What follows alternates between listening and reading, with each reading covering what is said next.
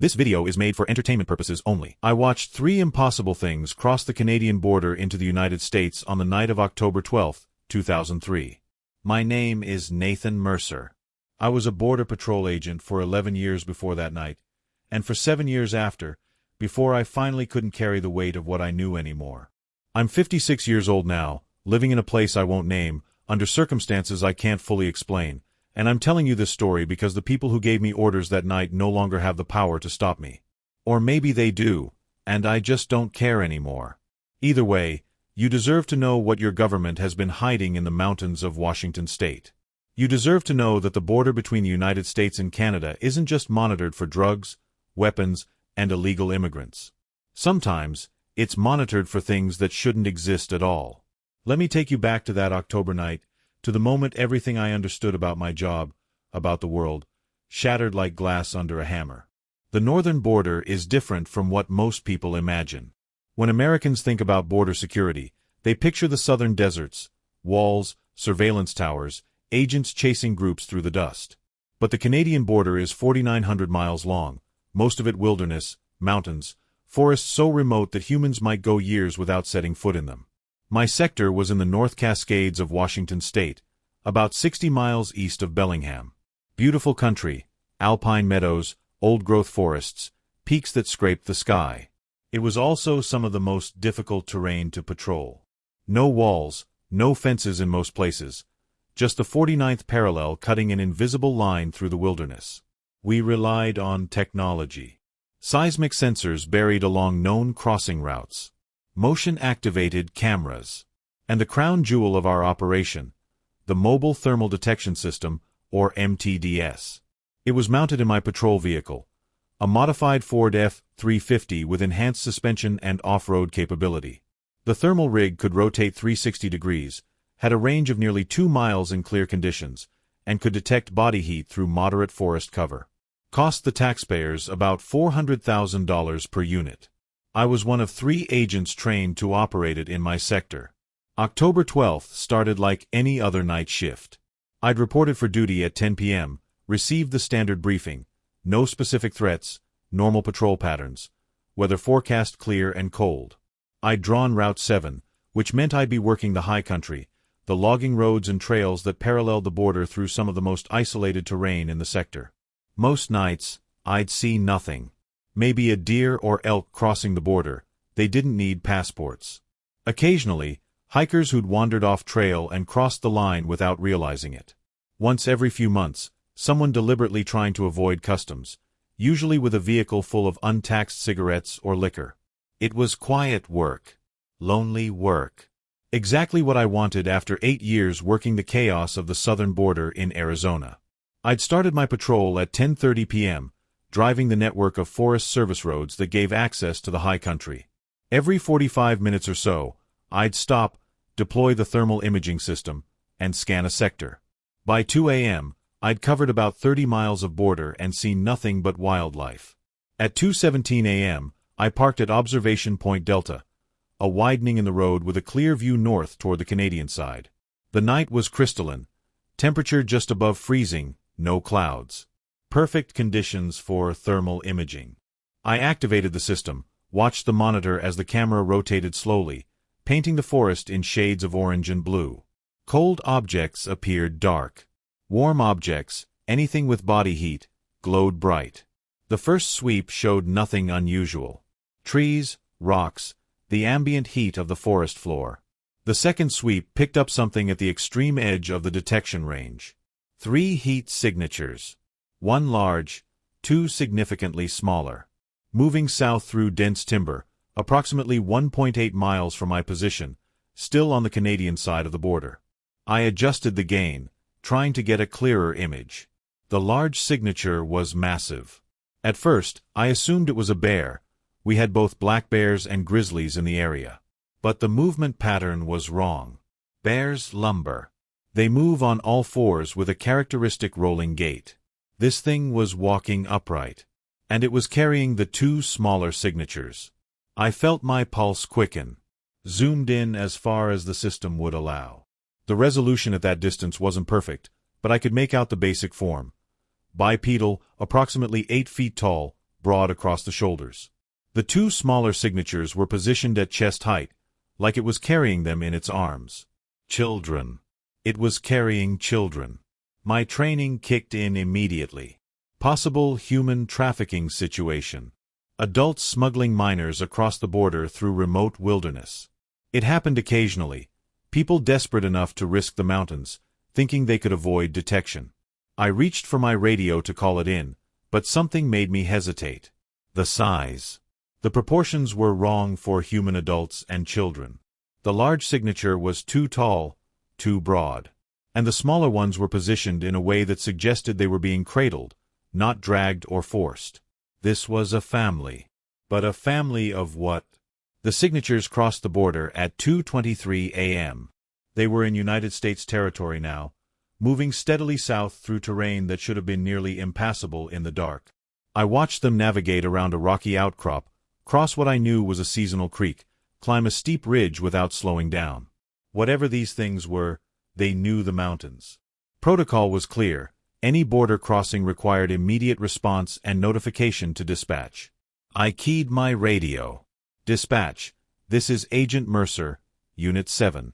I have 3 heat signatures that have crossed the border at coordinates.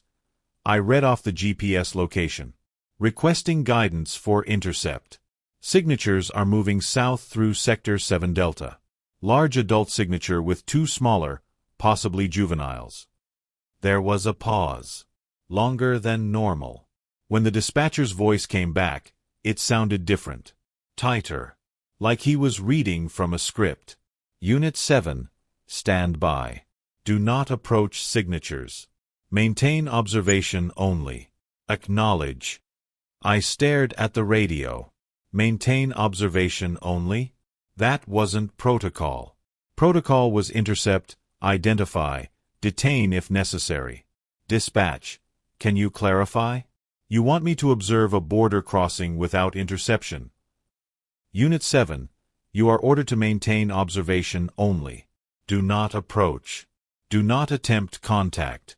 We are transferring your situation to another authority. Stand by for further instructions. Another authority. What the hell did that mean? The signatures were moving closer now, about a mile from my position. I could track them on the thermal display, watching as they moved with purpose through the forest. They weren't lost. They weren't fleeing. They were heading somewhere specific. My radio crackled again. Different voice this time. Male, authoritative, no identification. Agent Mercer, this is Command Authority. You are hereby ordered to power down your thermal imaging system, return to your vehicle, and await further instructions. Do not, under any circumstances, attempt to intercept or make contact with the signatures you've detected. Acknowledge immediately. Command Authority. I'd never heard that designation in 11 years with Border Patrol. I need proper identification, I said, keeping my voice steady. Who am I speaking with? Agent Mercer, your security clearance is not sufficient for that information. You are ordered to comply. Power down your thermal system now. I felt ice slide down my spine. This wasn't Border Patrol. This wasn't even Department of Homeland Security. This was something else entirely. I need to speak with my sector chief, I said. I can't just. Your sector chief has been notified. He is aware of the situation and has authorized us to take command of this incident. Agent Mercer, you have 10 seconds to comply with the order to power down your equipment. Failure to comply will result in immediate disciplinary action and possible federal charges. Acknowledge. My hand was shaking as I reached for the thermal system controls. Every instinct I had was screaming that this was wrong. You don't order an agent to ignore a border crossing. You don't tell someone to power down their equipment in the middle of an active situation. Unless you're hiding something. Unless the people crossing the border are something you don't want documented. I looked at the thermal monitor one more time. The signatures were 3/4 of a mile away now, moving through a narrow valley that would bring them within a half-mile of my position. Close enough that I might be able to see them with night vision. Acknowledged, I said quietly. Powering down. I switched off the thermal system. The monitor went dark. But I didn't return to my vehicle. I killed my position lights and moved to a stand of Douglas firs about 50 yards from the road.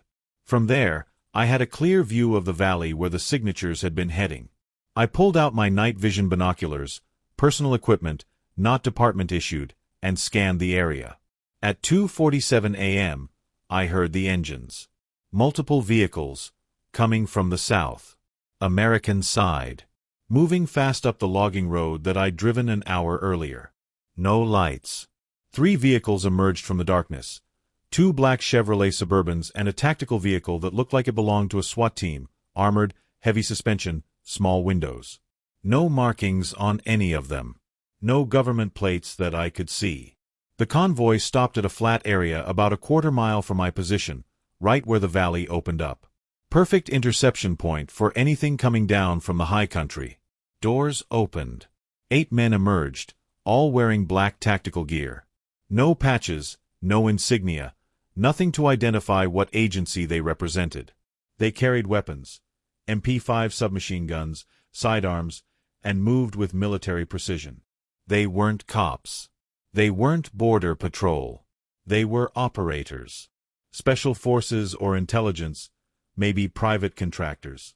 The kind of people who did things that never appeared in official reports. They set up a perimeter and waited.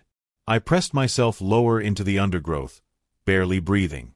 Through the night vision binoculars, I watched as one of the men, the team leader, I guessed, spoke into a radio. I was too far away to hear what he was saying, but his body language was calm. Professional. This was routine for them. They were expecting what was coming. At 3:04 a.m., 3 figures emerged from the forest. Even through night vision, even at a distance of a quarter mile, I could see what they were. The largest stood at least 8.5 feet tall. Massive shoulders, arms that hung below the knees, covered in dark hair that seemed to absorb light. The face was somewhere between human and ape, heavy brow ridge, flat nose, but with eyes that were disturbingly aware. Sasquatch. Bigfoot. Whatever name you want to use for something that science claims doesn't exist. It was carrying 2 smaller creatures, 1 in each arm. Young ones, maybe 4 feet tall, clinging to the larger one like children holding their father. The team didn't react with surprise. Didn't raise their weapons. The team leader stepped forward, hands raised in a gesture that was clearly meant to be non-threatening, and spoke to the creature. I couldn't hear the words, but I could see the exchange. The large Sasquatch responded, vocalizations that carried structure, rhythm. Not English, obviously, but not random sounds either. This was communication. Language. One of the operators approached with something in his hands. A blanket, maybe, or a jacket. He offered it to one of the young creatures. The large Sasquatch hesitated, then accepted it, wrapping it around the child in his left arm. They were helping them. Escorting them. This wasn't a capture operation. This was a rescue. The team leader gestured toward the vehicles. The large Sasquatch looked down at his children. There was no other word for it. They were his children, and seemed to make a decision. He followed the team toward the convoy. The back of the tactical vehicle opened. The interior had been modified, the seats removed, padded mats on the floor, space enough for something much larger than human. The young Sasquatch were loaded into one of the Suburbans, secured in what looked like specially designed harnesses. The large one climbed into the tactical vehicle. It barely fit, even with its head down and shoulders hunched. Within 5 minutes, the convoy was moving again, heading south, deeper into American territory. I lay in the darkness, my mind racing, trying to process what I'd just witnessed. The government knew. They'd known for God knows how long. And they had a protocol for this, a system for extracting Sasquatch from Canada, bringing them across the border, transporting them to... where? My radio crackled to life, making me jump. Agent Mercer, this is Command Authority. The situation has been resolved. You are ordered to return to base immediately and report to your sector chief. Your shift is terminated. Any questions regarding tonight's events will be addressed in a formal debriefing. Do not discuss what you observed with anyone. This is a direct order under national security protocols. Acknowledge. I wanted to refuse. Wanted to demand answers, to know what the hell was going on. But the voice on the other end wasn't making a request. Acknowledged, I said. Returning to base. I stood up, brushed the pine needles off my uniform, and walked back to my vehicle. My hands were still shaking. I started the engine and began the long drive back to the sector headquarters. But I wasn't going to let this go. I couldn't. The sector headquarters was a low-slung building off Highway 20, about 30 miles south of the border. At 4:30 in the morning, it should have been nearly empty. Just a couple of dispatchers and maybe one or two agents filing end-of-shift reports. Instead, the parking lot was full. Government vehicles I didn't recognize. A black helicopter on the pad behind the building. Men in civilian clothes standing by the entrance, watching as I pulled in. I'd walked into something much bigger than a routine debriefing. Sector Chief Williams met me at the door.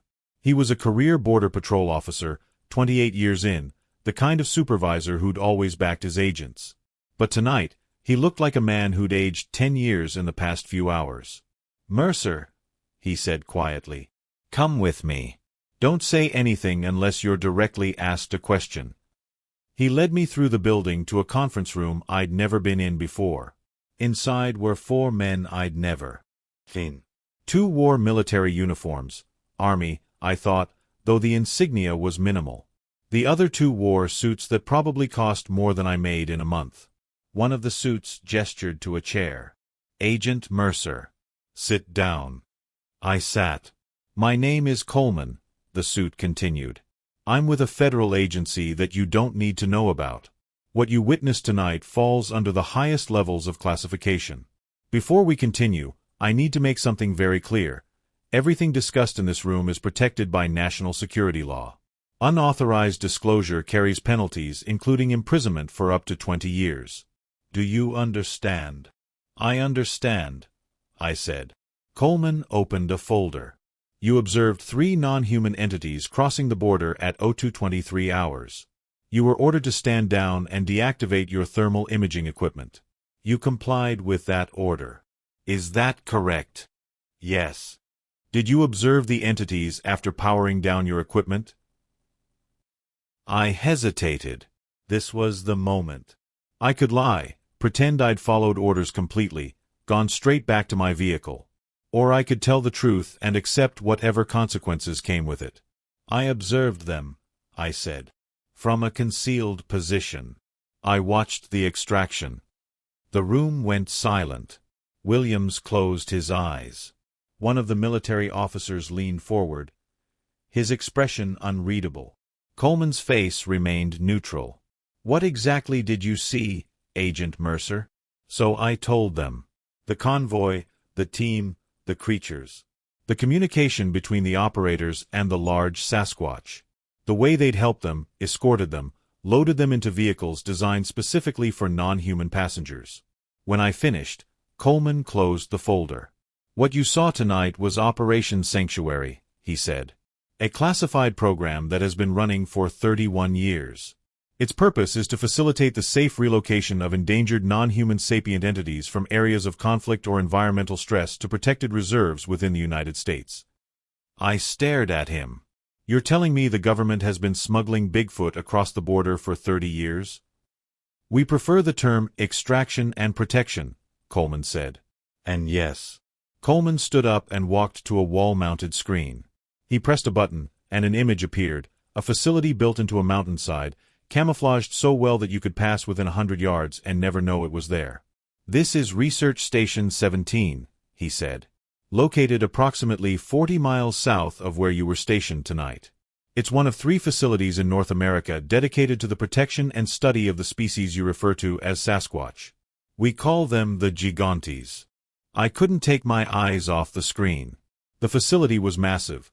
Multiple structures connected by underground tunnels, surrounded by thousands of acres of protected forest. "The Gigantes are an endangered intelligent species," Coleman continued. "Current population estimates put their numbers at fewer than 3,000 individuals across the Pacific Northwest, northern Canada, and parts of Alaska.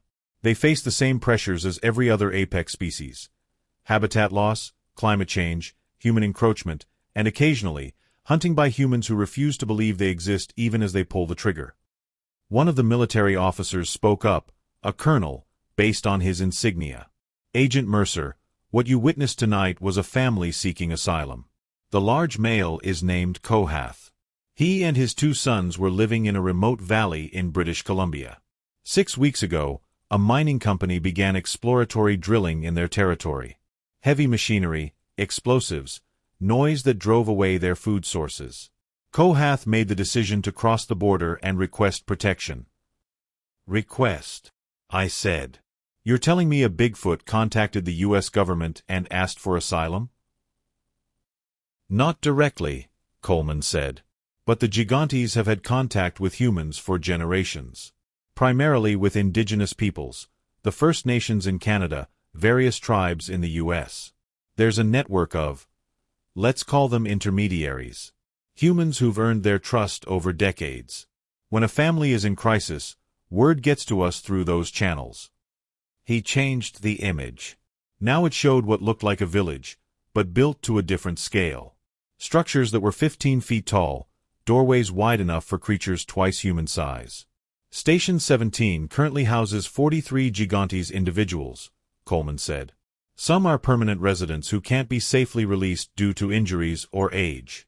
Others are temporary, families or individuals who stay for a few months while we find suitable relocation sites.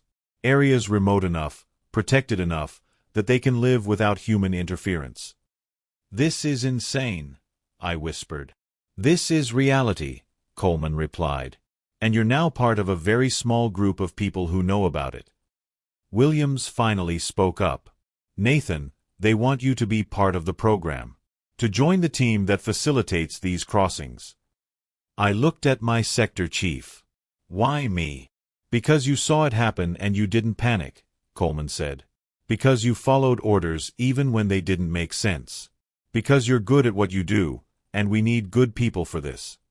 He paused. And because you don't really have a choice. You know about Sanctuary now. That means you're either part of it, or you're a security risk that needs to be managed.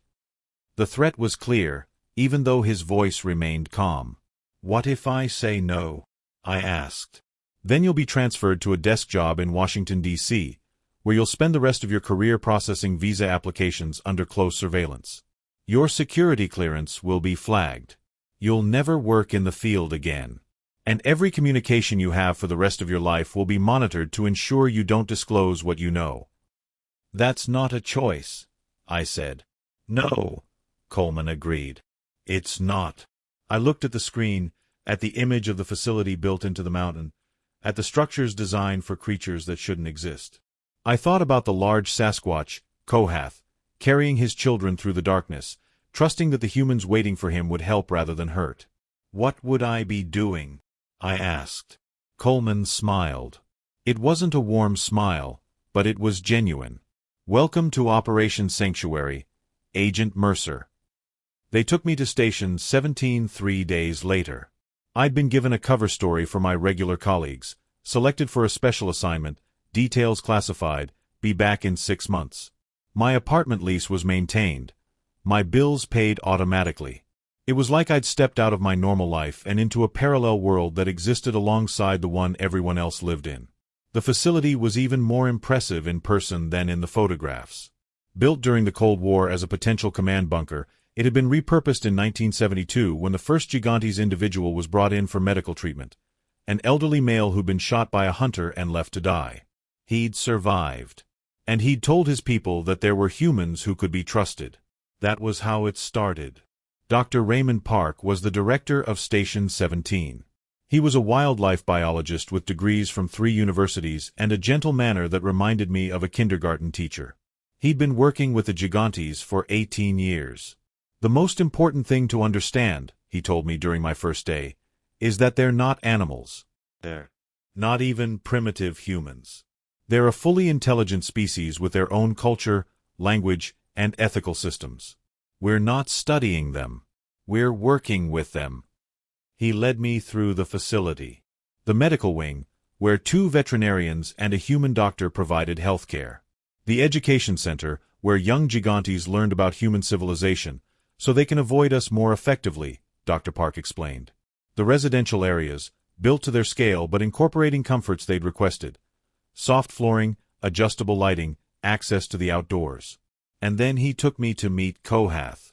The large Sasquatch was in an outdoor enclosure, though enclosure wasn't really the right word. It was 10 acres of forest, complete with streams and natural features, surrounded by fencing that was more symbolic than restrictive. If Kohath wanted to leave, he could probably tear through it in minutes. He chose to stay. Dr. Park made a series of vocalizations, low, rumbling sounds that seemed to come from deep in his chest. Kohath responded, then approached the fence. Up close, he was terrifying and magnificent in equal measure. 8.5 feet of muscle and bone, hands that could crush my skull without effort, teeth designed for a diet I didn't want to think about too carefully. But his eyes were gentle, curious, intelligent in a way that made my skin prickle. Dr. Park spoke to him in English, slowly and clearly. Kohath, this is Nathan. He's the agent who watched over you during your crossing. He's part of our team now. Kohath looked at me. Really looked, like he was reading something in my face that I didn't know was visible. Then he made a sound, soft, brief, and nodded. He says thank you, Dr. Park translated, for not interfering, for letting him reach safety. I felt something break inside me. Some barrier between what I thought I understood about the world and what the world actually was. Tell him he's welcome, I said. Over the next 7 years, I became part of Operation Sanctuary. I learned to recognize the signs of an incoming crossing. Encrypted messages passed through the network of intermediaries, usually indigenous elders or environmental activists who'd earned the gigantes' trust. I learned to coordinate with the extraction teams, to set up secure perimeters, to ensure that crossings happened without civilian witnesses. I participated in 17 extractions. Families fleeing habitat destruction. Individuals seeking medical care for injuries they couldn't heal on their own. Once, an adolescent male who'd been orphaned and needed a place to learn how to survive. Each time, I was struck by the same thing. These weren't monsters. They were people. Different people, with different biology and culture, but people nonetheless. I learned fragments of their language, enough to communicate basic concepts. I learned about their social structures, their spiritual beliefs, their relationship with the forest that was both home and deity to them. I learned that they'd been watching humanity for thousands of years, had deliberately chosen to remain hidden because they understood what humans did to things they feared or didn't understand. And I learned that they were dying out. Not from disease or natural causes. From us. From human expansion, logging, mining, climate change. Every year, their habitat shrank. Every year, there were fewer places where a family could live without risking discovery. Every year, the population dropped. Station 17 and its sister facilities were a stopgap. A desperate attempt to preserve a species that was being slowly erased by human civilization's relentless growth. Dr. Park told me once, late at night over coffee in the facility's observation room, we're running a hospice for an entire species. We can save individuals, maybe even small populations, but we can't stop what's happening. In 50 years, maybe 100, the gigantes will be extinct. And humans will never even know what they lost. I asked him why he kept doing it, if it was hopeless. Because 50 years is 50 more years than they'd have without us, he said. Because every individual we save, every child who grows up safe, matters. And because someone needs to remember. Even if the world never knows they existed, someone needs to bear witness. The program changed in 2009. New administration, new priorities, new budget assessments. Operation Sanctuary was classified as low priority, and funding was cut by 40%. Staff was reduced. The extraction teams went from 4 members to 2. Medical supplies were rationed. We started having to make choices. Which families to extract. Which individuals to help. Who lived and who was left to take their chances in the shrinking wilderness. In 2010, we received a message about a family of 5 in northern Washington, a mated pair and 3 juveniles. Their territory was scheduled to be clear-cut for a timber harvest. They needed extraction immediately. We were denied authorization. Budget constraints. No available personnel. They'd have to relocate on their own. 3 weeks later, 2 of the juveniles were killed by logging equipment. The adult male died trying to protect them. The mother and surviving child made it across the border on their own. We found them half-starved, traumatized, the child with injuries that would never fully heal. That was when I started to question everything. What was the point of this program if we couldn't actually protect them? What good was knowledge of their existence if we let them die anyway? How was this any different from the people who claimed Bigfoot didn't exist? We were just enforcing that non-existence through silence and bureaucratic cowardice. I spoke to Coleman. He'd been my handler for 7 years by then. Told him the program needed more funding, more resources, more commitment. He told me to do my job and stop asking questions above my pay grade. In 2011, I requested a transfer back to regular Border Patrol duties. It was denied. Once you were part of Sanctuary, you didn't leave. Too much risk of disclosure. I was trapped. Complicit in a secret that was killing the very species it claimed to protect. Kohath died in 2015. He was old when I first met him. Dr. Park estimated he was in his late 60s, ancient for a gigantes. His sons had been relocated to a protected area in Alaska, thriving in wilderness remote enough that they'd probably never encounter another human. But Kohath stayed at Station 17. Too old to adapt to a new territory, content to spend his final years in relative comfort. I was there when he passed. Dr. Park had called me, said Kohath had been asking for specific people, and I was one of them. The large Sasquatch was in his dwelling, lying on the padded floor, his breathing labored. Dr. Park sat beside him, holding his massive hand, speaking quietly in the gigantes language. When I entered, Kohath's eyes tracked to me. He made a sound, weak, but deliberate. "He wants to tell you something," Dr. Park said softly. Kohath spoke for several minutes, his voice fading in and out. When he finished, tears were running down Dr. Park's face. He says he's grateful for the humans who helped him, who protected his children. But he's also sad, because his people are leaving the world, and most humans will never know they were here. He wants you to remember them, to tell the story someday, when it's safe, so that someone knows they lived. Kohath's hand tightened on Dr. Park's. Then, slowly, it relaxed. He was gone. We buried him according to gigantes tradition, returned his body to the forest, unmarked, allowing nature to reclaim what it had given.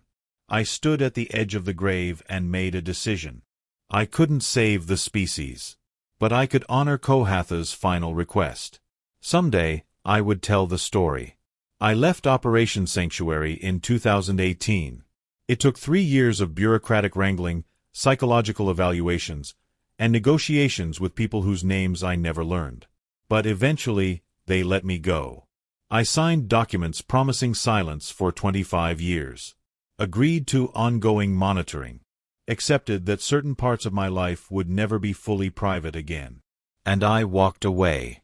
I spent the next few years trying to process what I'd experienced.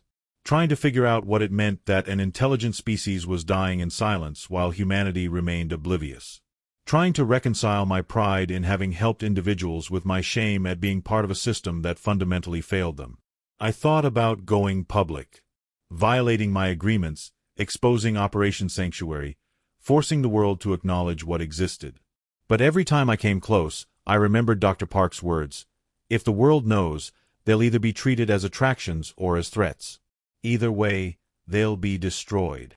The secret was killing them. But so would exposure. There was no good answer. Last month, I received a package. No return address. Postmarked from Vancouver, British Columbia. Inside was a flash drive and a letter, written in careful English on paper made from cedar bark. The letter was from one of Kohath's sons, now an adult, living in the Alaskan wilderness with a family of his own. The letter said, "Nathan Mercer, my father spoke of you before he died. He said you were a human who saw us as people, who treated us with kindness when others would have treated us as monsters or specimens. I am writing because the time of silence is ending. Not because we choose it, but because we are running out of places to hide. In 10 years, maybe 20, humans will have cameras and drones and satellites that can find anything, anywhere. We cannot remain hidden forever. The flash drive contains videos. Our history, our culture, our perspective on the world humans have built. We recorded these so that when we are gone, and we will be gone, there will be some record. Some proof that we existed. My father asked you to tell our story. We are asking you to show it. Whatever happens now, we trust you to decide. You protected us once. We believe you will do so again. Jedediah, son of Kohath. I've watched the videos a dozen times. They're beautiful and heartbreaking. Gigantes families teaching their young, elder individuals sharing oral histories that stretch back thousands of years, ceremonies and rituals that show a complexity of culture humanity has always denied them. They're proof. Undeniable, documentary proof that Sasquatch exists. And they're my responsibility now. I'm releasing this story first. Before the videos. Before the physical evidence. Because people need context. They need to understand that this isn't about proving cryptozoology is real or winning some scientific debate. This is about a species that chose silence and secrecy as survival strategies, and is now running out of room to hide. This is about a government program that did good work with impossible constraints, saving individuals while losing the species. This is about the choices we make as a civilization. Do we protect intelligent life when it's inconvenient? Do we share the world with species that challenge our supremacy? Do we have the moral capacity to put someone else's survival ahead of our own comfort? Operation Sanctuary tried to answer those questions. For 46 years, a small group of people worked in secret to save a species most of humanity refused to believe existed. They extracted families from danger, provided medical care, created protected habitats, and told no one because exposure would mean destruction. They were right to keep the secret, and they were wrong. Because silence, ultimately, is a form of erasure, and erasure is a form of death. The gigantes are dying. Maybe not this year or next, but within my lifetime, they'll be gone. And when they disappear, humanity will lose something precious. Proof that intelligence evolved more than once on this planet. Proof that we're not alone in the capacity for language, culture, ethical reasoning. Proof that different can coexist with human. I'm 56 years old. I have no children, no family to speak of. The government monitoring my communications will see this story the moment I release it. I'll likely face prosecution, possibly imprisonment. But I made a promise to a dying Sasquatch who trusted me to remember his people. And I made a promise to his son, who trusted me to tell their story. Those promises matter more than my freedom. Next week, I'll release the first video. Then another each month after, assuming I'm still able. Documentation of a species humanity drove to extinction through ignorance and indifference. Maybe it will change something. Maybe people will demand protection for the remaining gigantes, establish real preserves, dedicate resources to saving them. Or maybe it won't matter. Maybe humans will treat this like any other curiosity, a moment of viral fame before moving on to the next distraction. But at least someone will have tried. At least the gigantes won't vanish without the world knowing they were here. That's what Kohath asked for.